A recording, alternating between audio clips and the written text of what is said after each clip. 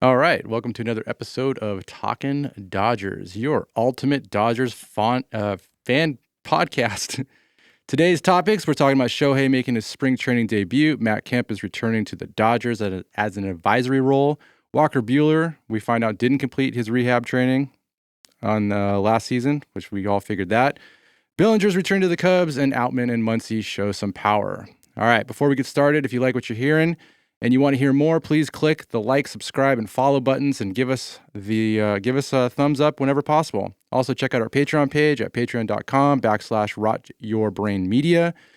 Your contributions help us continue to make content. Thanks, and let's get started. All right, Aaron, let's jump into it. Shohei, finally, we have a date when he's going to actually swing a bat in a game, and it is tomorrow. It is tomorrow against the White Sox, I believe. Yep.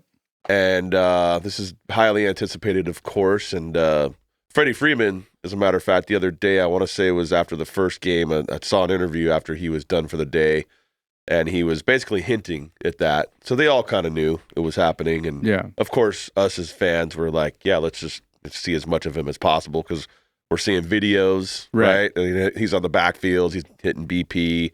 I believe he was in the box against Joe Kelly this past weekend, I heard too. So can only imagine the energy between those two. Right? You know what I mean? Yeah. Joe Kelly against Shohei. Wow, I'd love to see that.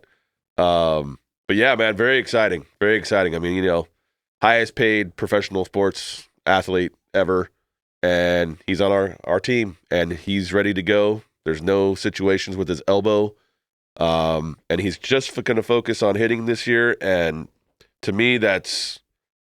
I haven't been this excited, just for me personally, and I don't know how long. And I'm excited every year. It's kind of like the other. So we played 4 preseason games so far, right? And then today we got a 5th one. So it's gonna be like the first 5 games are gonna be like show openers for like some kind of a concert, and finally we're gonna see that's a good the way actual, to say it. The ticket seller. Yes. Which is to say that about like Betts and Freeman and everybody else on the team is just it's stupid as I say it, but that's what everybody wants to see. They want to see Shohei swinging a bat right now. That's right. Also, side note to that, though, it's going to be Bobby Miller's debut, I think, is tomorrow also. He's going to start that game. He is, because I believe we said Yarbrough starting today, correct? Yeah. Yep. Yeah, very excited. I'll be in Camelback Ranch on Friday, so Sweet. I'll be able to see. I'm sure Shohei is going to be, in the lineup. Friday night game. So... Yeah. Probably ESPN, nationally televised, and you would imagine tomorrow for sure, since first game. Japan's probably going to be going crazy over it too. So, yeah, this is worldwide, dude. Hey, sell them tickets, sell them jerseys. Yeah, I'll be getting mine. Max, you got any thoughts on this? I mean, I just curious how much he's gonna play because a lot of rumors out when he was in Anaheim was he kind of runs his own show.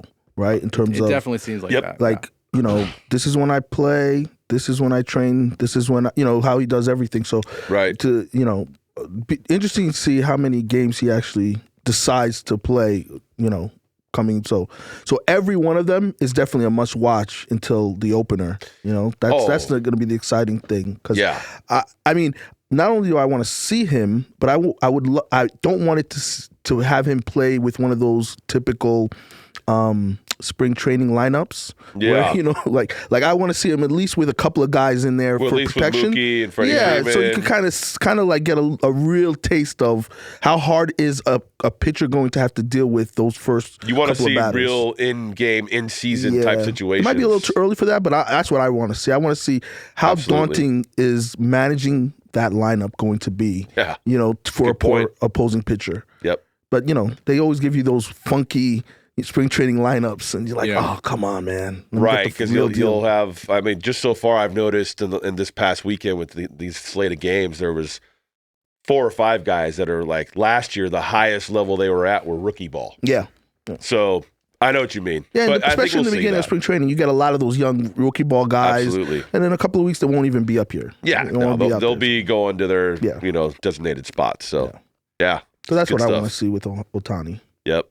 Yeah, I'll make sure to take some content for us too, because that's going to be great. The atmosphere Friday night at Camelback Ranch is going to be off the hook. Yeah, sold out beyond sold out. I mean, you do bring up a good point, Max, about as far as like who they're going to put in there with him, and then if Shohei wants to, I guess, if he has his own regiment and he wants to train a certain way, I mean, I feel like he might already want to be in the spot in the order that he would want to hit in. So, and I know there's been talks about where he's going to hit. Is he going to bat second or is he going to bat third? This could be a tell right here on if he's batting third or second, depending on, obviously this game. And then also that's going to, it makes sense if that's what they're going to do. That might be the game where, let's say if they do bat him second, maybe Betts is starting that game and maybe Freeman's starting that game as well. And so they can actually sandwich him in there. If not, maybe, I know Will Smith played yesterday. He did hit a ball that almost went out. He did.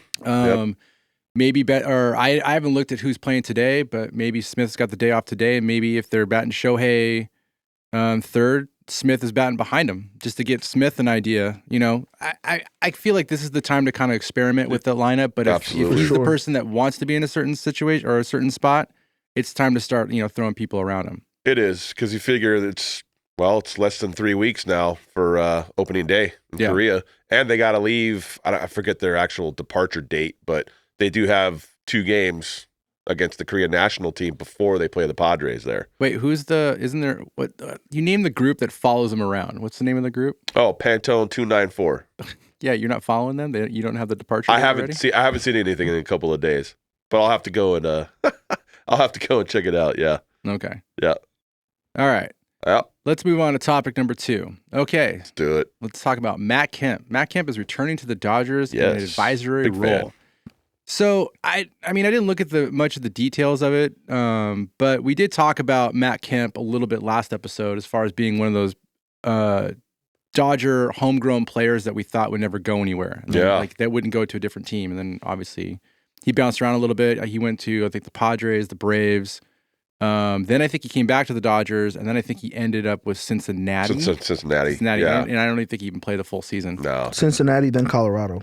Oh, he went to Colorado. You're right. He did go to Colorado. I think he officially retired in, I think 2020 was his last 2020. season. That was his last season. Yeah. So he really played.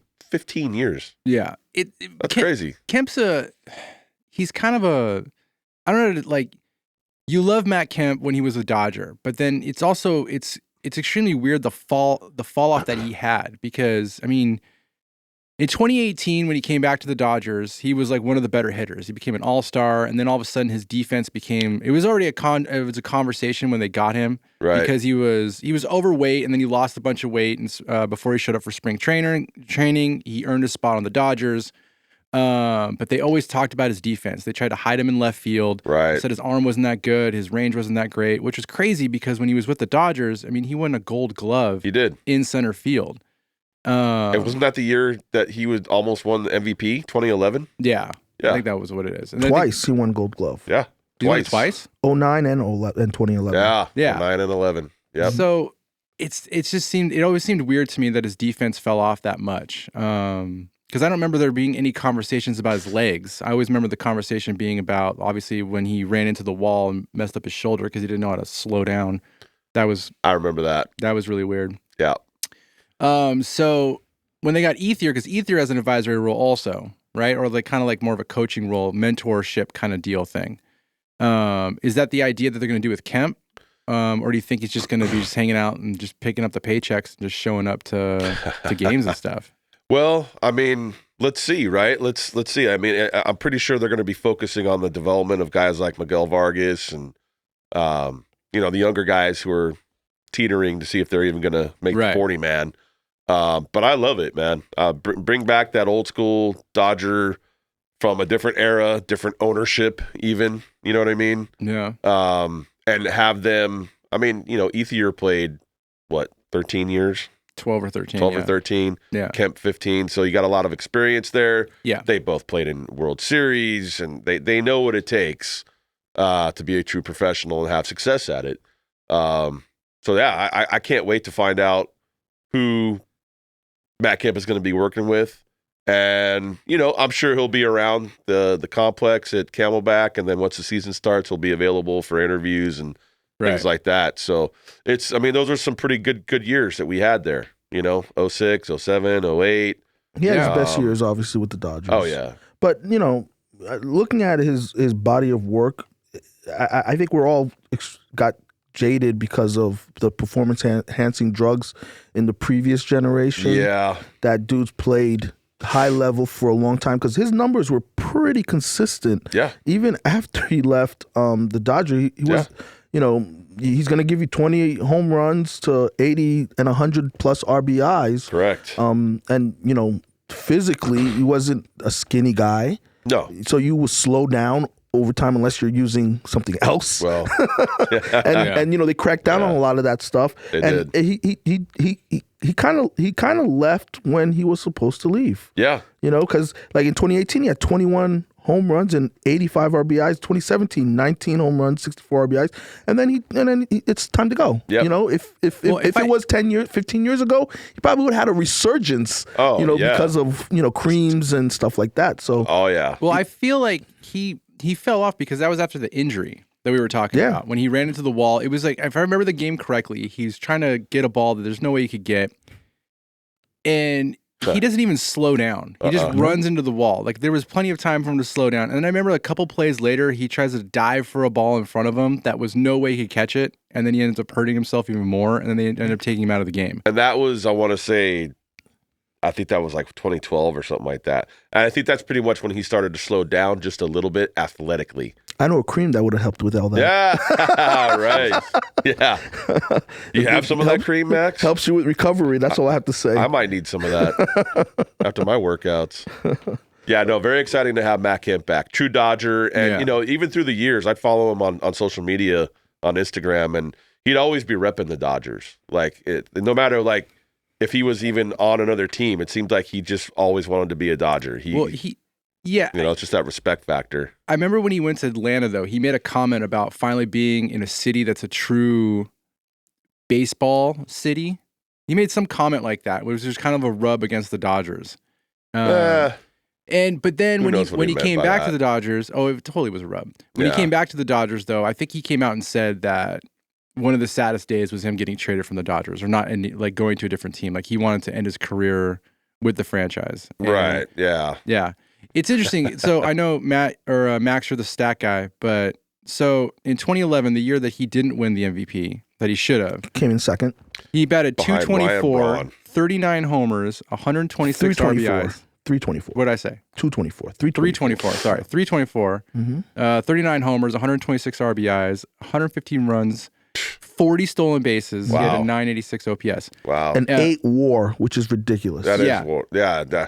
Wow. I believe he led in every major category against Braun except for 2. And I think it was, Max nominally on you because I can't compare it. But Braun, his slugging was 597. His OPS was an absurd 994, which is enhanced because we all know he got caught. We got caught, yeah, in right. 2013. And I also thought, too, that the reason why that Braun won that MVP was because he was on a team that was good. The Dodgers weren't a good team that year. Yeah. Kershaw ended up winning Cy Young. Kemp, in my opinion, was the better player over Braun, and as we know, like you said, enhancements. Yeah, to be honest with you, if they voted that now, Kemp would have won because he had a better WAR, 8 to 7.7.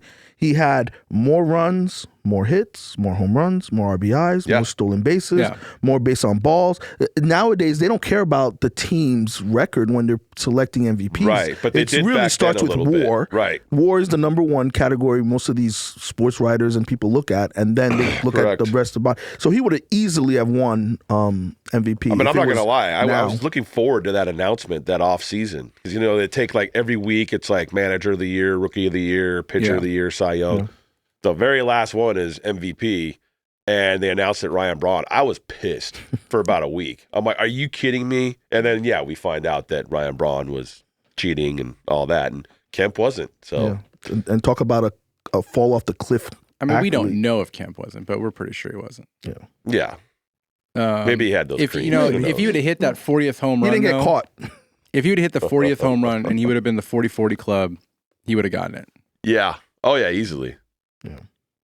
Well, it's like last year. Mookie had 39 homers, and he was a couple behind Acuna. So if he had 40, who knows? Maybe he would have got it. Yeah, maybe. I don't know. That We'll see. that last month, Acuna like turned it on, and Betts, Yeah, he lost it. He lost it. Yeah. His If legs he would were have had the tired. same month that he had prior to that, though, then yeah, I think he would have taken it. But Sure. Yeah, he was Acuna running around the bases a lot in September, scoring a bunch of runs. Well, now his legs are going to be saved even more this year playing second. So I love hopefully he'll be able to keep it into gear. Matt Kemp, welcome back. Welcome back, Matt Kemp. All right, Yep. let's go into topic number 3. All right, so Mark Pryor came out and revealed that Walker Buehler never completed his full rehab last season. I feel like this might be kind of not a shock to anybody, considering that there was talks last season in September that they were trying to get Buehler to come back before the playoffs. Remember that. And it also makes it, a little suspicious because he's behind right now.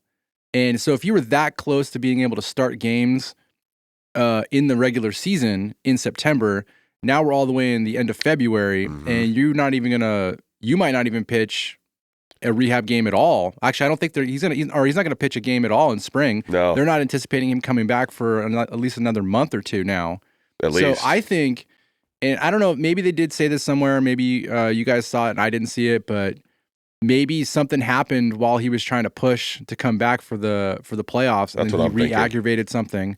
And so now they're kind of like, well, we kind of screwed up. Maybe we shouldn't have pushed him, or maybe he shouldn't have pushed himself. And now they're got the kid gloves on right now. They got the kid gloves on. And I do know that a couple of months ago, I was texting with my buddy who works for the organization, and we were talking about Walker Buehler very briefly. And he said, hey, go check out his Instagram. He's throwing full bullpens. I'm like, wow. And this was December-ish, probably like around Christmas time. So who knows? Maybe in that time, in the last 2 months, maybe there's a little setback, not necessarily an injury, but according to what Dave Roberts was saying from what I heard yesterday, his bullpens aren't there. So what does that mean? Like velocity, movement? Yeah. You know what I mean? That's kind of what it sounds like to me. So, I mean, obviously Walker Buehler is a big deal to us Dodger fans. Just as before you got here, Max, me and Robbie were talking about, he's one of the biggest big game pitchers we've had like in years, right? Especially October. So the fact that it's a little kind of concerning, right? We don't know if there's a slight injury. Is it going to hold him back another 2 or 3 months? Does he just not have it anymore? Really? Like, you know what I mean? Has the second surgery just completely limited his arsenal? Well, he might have to do a Kershaw. Where Kershaw, when he came up, I mean, he had a 97, 98 mile an hour fastball. Yeah. That was basically, everybody talked about his curveball, but he threw that pitch a lot. Yes. A lot. And then as time went on, he developed a slider. He didn't have that velocity in his fastball anymore. And so now he tops off at, 92, hopefully still. We don't know after the shoulder injury. I'm hoping he gets another couple of clicks in there and we'll see what happens. Yeah, bump it up another 90, 94 maybe. Who knows? Get a little robotic arm in there. But, maybe that might be with Buehler, because I know that we've talked about how he's maxing out at 94, right? 94, 95. And it seems like that speed today in this game is bullpen. It's basically batting practice for a lot of these hitters. Absolutely. And I don't know if Walker Buehler, I don't remember ever hearing about that secondary pitch that Buehler had, which was his go-to pitch. Right. It always seemed like he relied on that fastball a lot in order to get out of jams. And so it might be where it's like, hey, that velocity's not there yet, and he doesn't have that other go-to pitch. So if you throw him in right now, he's gonna get hit a lot, and that's gonna damage his value. It's gonna damage his confidence, and it's gonna damage the way that Dodger fans are gonna look at him coming back.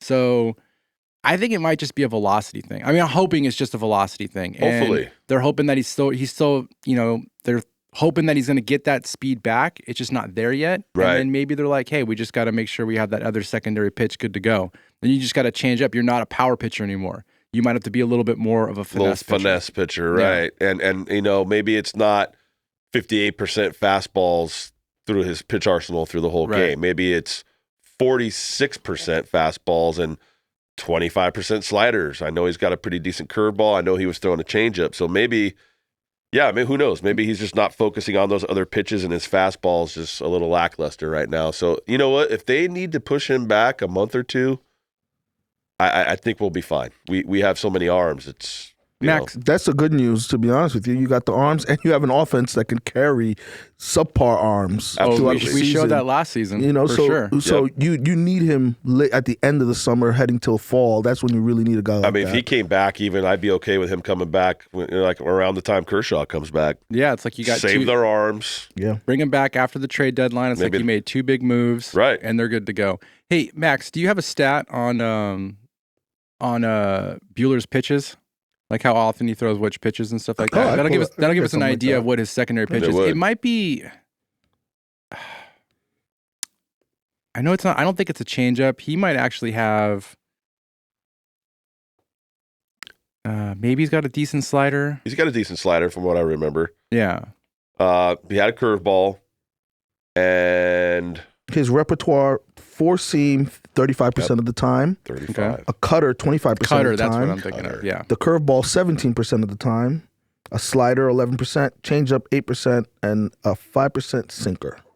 Sinker. Wow, I don't really remember. So he's him a throwing fastball sinker. cutter Yeah, guy. Okay. that's rarely. Yeah, it's a fastball. Yeah, Mostly throwing hard. Mostly fastball. Yeah. Fastball's a cutter. Okay. And probably his curve is his changeup. Yeah, Right. curve, Right. changeup. There's this off-speed stuff. So he's Okay. a power pitcher, typical Yeah. power pitcher. Oh, Yeah. absolutely. repertoire. Yep. So, All Absolutely. right. Well, hopefully, we hear some good news down the road. Right. Um, And I guess no news is good news after a while, right? Like if he's just continuously keep progressing, let's just hope, by, mid-April we hear something, Yeah, He I just think needs time. they'll throw out a timeline at some point. I think Sure. when they're anticipating him come back, and then once they do that, then I would just basically say add another month to whatever it is. So if they're saying he's not going to come back until the start of September, he's not pitching this season. He's Right. done. It's not going to happen. Right. And I think And then his career is going to be highly in doubt.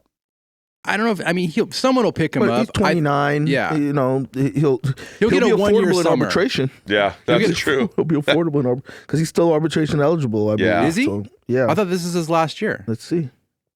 I'm pretty sure this is his last year. I'm pretty sure it is too. Yeah. But if they got him another Oh. year, that would explain why you put the kid gloves on for sure. Because if Yeah. you're going to have him, Yeah, this is last You year's wanna protect him. contract. Yeah. So he's going to go into free agency next year. Mm. if he doesn't pitch this year, he'll get a 1 year deal somewhere to prove himself. And then, Well, it Go depends from on there. how his session will go when he's in free agent, and people will because this was his second UCL, right? Second. yeah. So it's a longer recovery time for those. Right. So someone will take a chance. Yeah. Oh, yeah. Someone will. He's got the pedigree. He's got the someone could- experience. It's a big game pitcher. So, but let's look. That's obviously worst case scenario here. So let's hope that he can be viable for us and he can add to the depth that we already have and it'll be quality and everything will be great in Dodger land, right? That's what we hope. So, That's the hope. yeah. That's the hope. All right, let's move on to next topic. All right, so it's a little bit of a bummer, but I'm also, if it's going to be this team, let's go for it. So Cody Bellinger re-signs with the Chicago Cubs. Yeah. Looks like he's got a 3-year deal for $80 million. And then he's got an opt-out. I'm looking at this right now. Receives an opt-out after each of the first 2 years of the deal. Sounds familiar to like what Trevor Bauer had. Why would you word 3 it years that way, ago. though? I don't understand why you word it that way. Okay. Yeah. So one of the Boars 5 finally signed. Yeah. Well, the Borises? The Boars 5. The Boris The 5. Boris 5. Yeah. He's the first one. Yeah, the first So one this did. is a little Probably the best one out of all of them. Yeah. So here's the thing. Like, I'm a little disappointed because I feel like if this was a number that the Dodgers might have had a conversation with a month and a half ago, I feel like they might have went after him for 3 years for $80 million. Not Well- be locked into him like long term because he's Sure. looking for a $200 million contract, I think for 7 years. Yeah. I think that would balk the Dodgers. But a shorter contract, a little bit more money, that seems to be like the Dodgers, well, with the exception of like what's been happening recently. But before then, it seemed like that was kind of like their MO. Yeah, it was. To do that. So, look, I was a big fan. It wasn't a secret. I was hoping they were going to get Bellinger back. But then obviously the moves that the Dodgers made with Teoscar and, re-signing of Hayward, Margot. Right. There was no room for him. Right. So it was like, and it's fine. It's time to move on. But, Cody Bellinger, homegrown talent, big time in the playoffs and in the postseason. I mean, I think he's got 2 MVPs in the postseason. I know he's got One for sure. I believe it's two at least. I'll find that out for you. Yeah, I mean, just the home run alone against Atlanta, Game 7, 2020 LCS. Dislocation. It's a homer dislocation. Homer dislocation. That's right. Celebrating too hard with Kike there. That's probably why they got rid of Kike. You ruined him.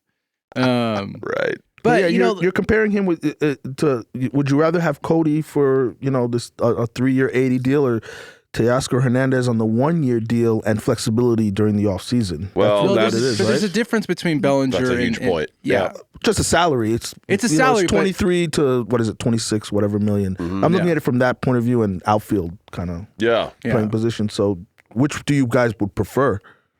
You go for it, Robbie. Tell your thoughts. Yeah, I feel like I've been jumping on you all day, so you just do it. You go first. I feel like I've been talking over you. Go for it. That's all right. Honestly, I mean, I'm torn a little bit because I still love Bellinger. I know he can provide so much to us and is a fan favorite. Like Robbie was saying, a lot of success in October, great defensive plays. I mean, is it a possibility that he could come back at some point? Maybe because this contract, he has opt-out options. Let's see. I mean, maybe next year there's room for him, and maybe they move Outman to right field and they bring him back and put him back in center. But the answer to the question with the flexibility with Teoscar, I think contractually wise, that makes more sense. Because I'm thinking Teoscar's probably only going to be here for this year, most likely. Yeah.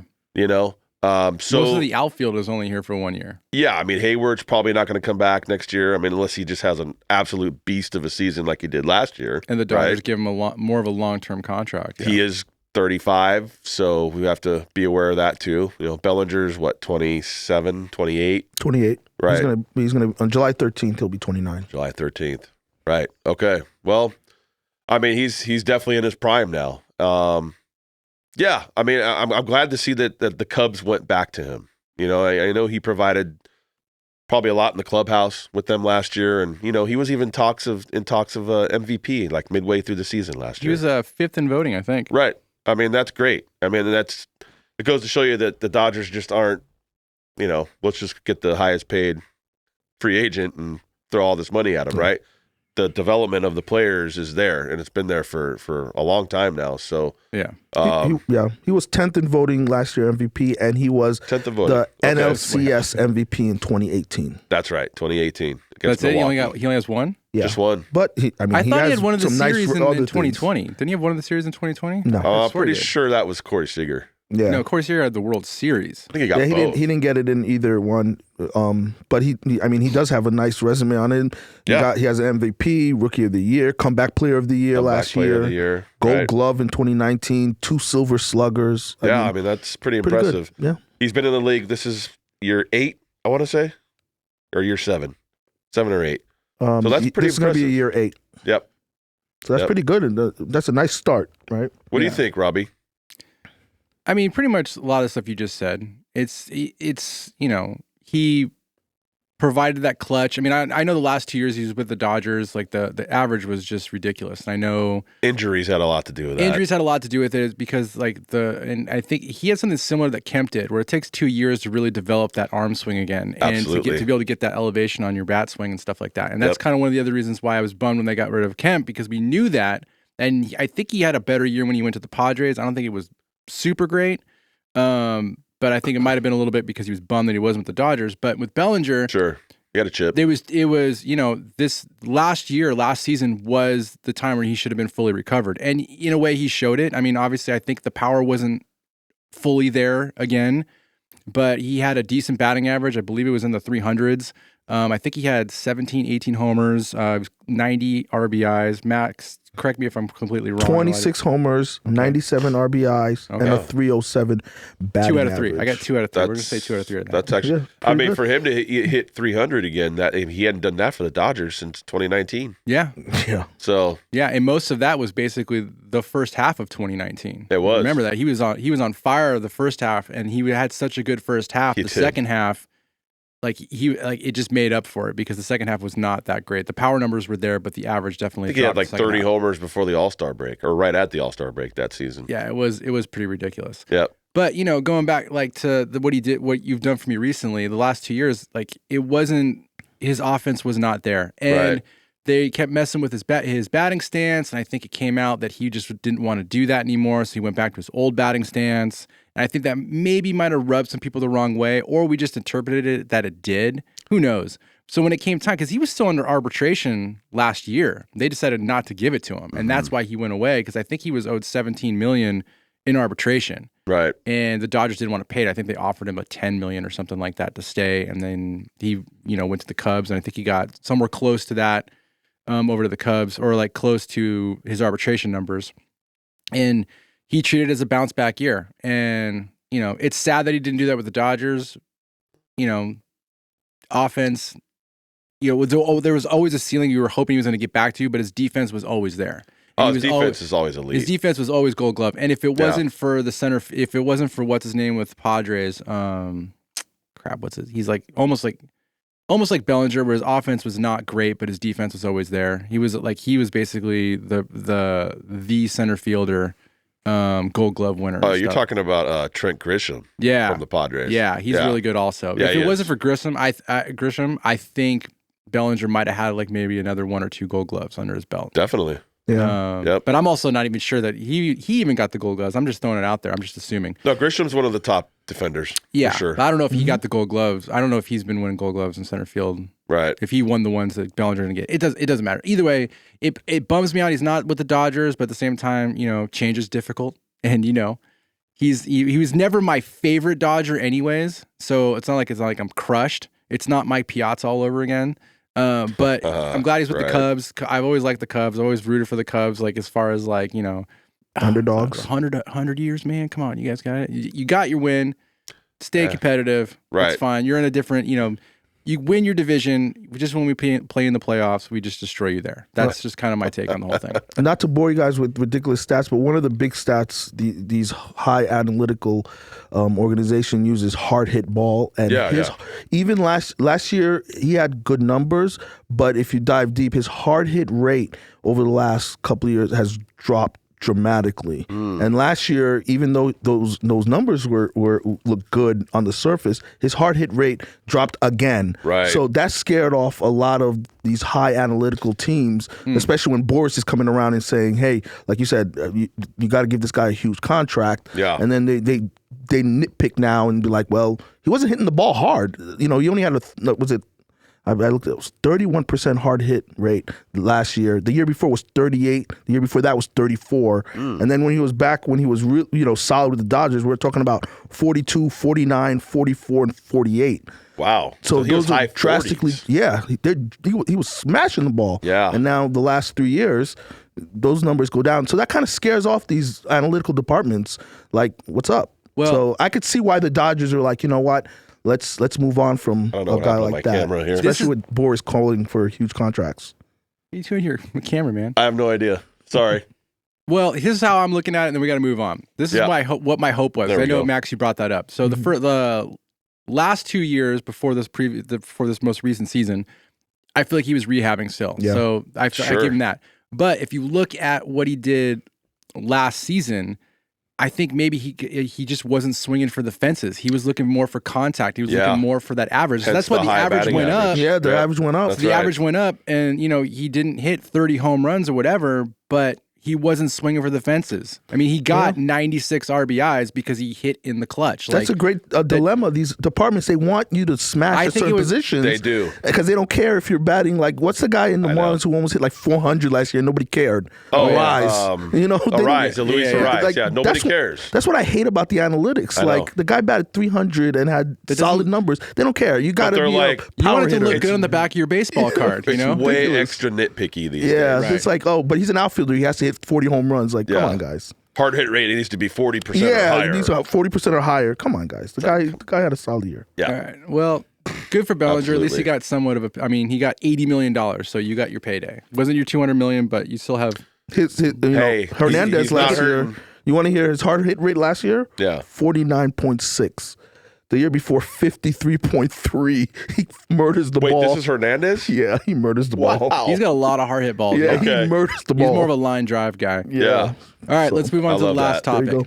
Yeah. Last topic. We'll make this one a little short. So, I mean, just talking about like the last couple preseason games, Outman and Muncy, they both had a homers. Yep. They're showing some power, getting into form. Outman had a solo. Muncy had a 2-run homer. Smith had one that he just got a little bit under it. It was like all the way to the warning track. He crushed it. It just went. It's too high. It just went too high. Just went too high. So I It's mean, like in Major League. yeah. The bats are coming alive, which is good to see because we've been talking about Betts. We've been talking about Freeman. We haven't had those moments with Outman yet. And then I think this was Muncy's first game. I believe Sunday? it was his first game. And Muncy, you know, I made a comment. You know, sorry about the weight and everything. I made a comment about I hope he loses some pounds. He lost 15 pounds. Yep. So I mean, He wants to be more agile, more fluid in the field. agile. Yeah. You Well, know. that's good. So it was good Still to has see. the power. He lost that weight, but he still has the power. So His is a We love moon it. shot also. Yep. Just, you know, absolutely. yeah. Love it. Yeah, that was pretty much it. I mean, how much of the game did you watch yesterday? I didn't watch much. I probably caught 2 innings. Right. And then mostly 6th, 7th, 8th, 9th, here and there. Right. So, yeah, I mean, you know, it was mostly the rookie guys, the AA, AAA guys, but I do know that I noticed that Lux did not play shortstop, though, because I could have swore Roberts came out and He said did Lux was not. going to play shortstop on Sunday, and he wasn't even in the lineup. right. So hopefully, maybe today. I don't know. Did they post it yet? If they said, I don't know if they posted anything yet, but game time is in a couple of hours, so Yeah. we're thinking that they probably will post some stuff here really soon. But yeah, looking forward to this week, guys, because I'm going to be in Arizona this Friday night for the game against the Guardians. Gotta make sure I say that right. The Guardians. Right. Yep. Looks like they. I mean, I'm not how accurate this lineup is. It looks like Lux will play shortstop and bat 5th today. Today? And that 5th. Ooh. Interesting. That's a little high up in the order for him. It's too but- high, man. If you have him too high, you're not going to hit my numbers. I'm projecting. He's gonna rake. Right. He's raking behind. You know, well, I don't know how accurate this lineup is. Barnes is batting 4th. Barnes is Get batting out of 4th? here. What is Dave It Roberts has doing today? Betts, Freeman, Hernandez, Barnes, Lux, Margot, Has there ever been Vargas, anyone- Owings, and Pagan or brother. Pages. How do you? You guys ever seen a- Pajes. Pajes? Andy Pajes. Pajes. You guys ever seen a manager get fired for a spring training decision? Barnes Batting cleanup? Barnes That would fourth? be, That would be it, man. He's giving him some RBI chances Barnes there. batting Jesus. 4th. It's crazy. Like I was thinking Okay. about Barnes yesterday, and I know we're gonna Why? get off topic again. So here's the thing, because it was 2017, right? 2017 World Series. Yeah. Barnes was playing second base because, and Max, correct me if I'm wrong. I'm trying to remember if this is the right series. What year? 2017? 2017. Because he was such a good hitter. They needed him in the lineup. They wanted him in there. Because At one point in time, he Grandal was a decent Grandal was the hitter. catcher, Right. And so they had, and they thought Barnes was smashing the ball all the time. He was always getting like doubles, singles, like line drives. He was like a pure hitter. Yeah. Everybody loved him, and they loved him so much. He was playing in his secondary position, which was second base. Correct. I remember that. Very strange. That's Now, not like, even talk an about a option. fall off. 2017, he was red hot in versus Arizona in the NLDS. I remember that. He batted 500, Right. 4 hits, home run, 3 RBIs, Yeah. even a stolen base. Stolen base. Barnes. And Look then- at him. You know, he played some in the NLCS, not so much. He batted 133, 2 hits, but in the World Series, another 4 hits, 2 RBIs, batted 174. But that's a solid postseason for a guy who Yeah. can't hit. Well, he used to be able to hit. Like they wanted him in the lineup. Yeah. They- So they- wonder, like, what happened? How did he go from Yeah, being 'cause there was- like, you're going to 10 start hits at in the second postseason base? is pretty good. Yeah. Yeah, pretty good. Yeah. yeah. I don't know. Poor Barnes. Well, All right. Austin, thank you for all that you've done. And we're not, we don't hate you. We just wonder why. Don't want to things see you are- batting fourth. Definitely don't want to see you batting 4th. That's We're not. batting at all. Yeah. All right. I think it's a good time to wrap Is that it, guys? I think we did enough. Yep. Thanks everybody for listening and watching. If you've made it this far, you might actually be a fan. Make sure you click subscribe, like, follow buttons, give us a thumbs up whenever possible. And please, just a reminder, check out our Patreon page, patreon.com /Rot Your Brain Media. Absolutely. If you guys can contribute, that'd be great. The more contributions means the more episodes we can do, keep the lights on, pay the rent, do all those kinds of things. Other than that, Go follow my band, Striking 13 LA. There you go. Instagram, Facebook. Do it. Thank you. Goodbye. Shameless plug. See you later. Later, It's guys. not shameless, man.